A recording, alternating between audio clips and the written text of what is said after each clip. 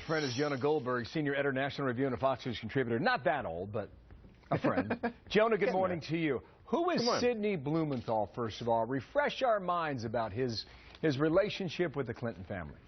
Yeah, so like in this clip, you have Hillary Clinton saying, I like to talk to my old friends, get outside of my bubble, friends from outside of politics, which is just nonsense.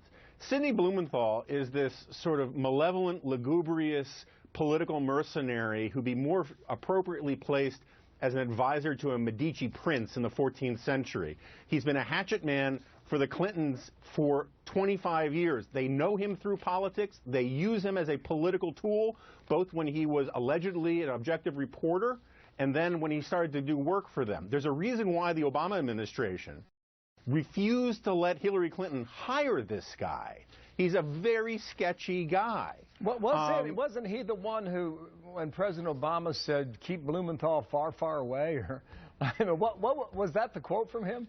I think that's right. I mean, but you could go back to Aristotle with people talking about the need to keep vipers as far away as possible. And but why does he have that reputation? Well, how has he earned that opinion you're offering? Well, for all sorts of reasons. You know, you can go back to the Monica Lewinsky mess, right, where he went around lying to reporters, lying to columnists at the New York Times and other outlets about what he was asked by the grand jury. And then when the transcripts came out, it turned out that none of the questions that or virtually none of the questions he claimed he was being asked about by Ken Starr and the investigators were actually asked of him. He's the one who said that Monica Lewinsky was the stalker who attacked Bill Clinton. He's the one who peddles rumors around town about Clinton's enemies. I mean, he's just simply known for that kind of thing. And so with regard to Libya now, we can say, Jonah, that he was advising business associates on how to win contracts after Gaddafi fell, which takes us right back into Libya and Hillary Clinton as Secretary of State.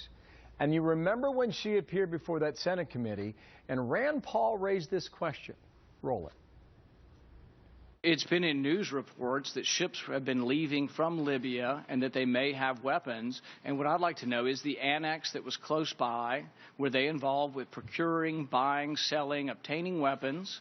And were any of these weapons being transferred to other countries? Well, Senator, you'll have to direct that question to the agency that ran the annex. And I will see what information is available. And you're saying you don't know? I do not know. So I don't have any information on that. Point being, Jonah, whether it's Sid Blumenthal or not, this Libyan story runs very, very deep with Hillary Clinton during her campaign. Go. Oh, absolutely, and it's something that she's going to have a very hard time getting away from. One of the things I'm eager to see is whether or not these emails that Clinton has, the ones that she hasn't deleted, that she turned over to the State Department, do they include these emails from Sid Blumenthal? Because, you know, she said she turned over all work-related emails. Well, the Blumenthal ones are clearly work-related, where, you know, she has essentially this freelance shadow intelligence advisor who is getting paid not only by the Clinton Foundation, but also by these various sort of liberal activist groups that are basically fronts for the Clinton campaign as well. And while he's actually trying to get a paycheck, or at least seems to be, along with some other Clinton friends, from these shady Libyan business interests, are those emails ones that she handed over? Because she says it was all work-related email that she handed over. We don't know. All interesting stuff there, too. Thanks. And Libya is a hot mess, as you know, and this is going to have to be, it's going to have to be answered over the next 16 to 18 months during this campaign. Lugubrious, we're going to put you down for the word of the day. Thank you, Jonah Goldberg. Thank Washington, D.C.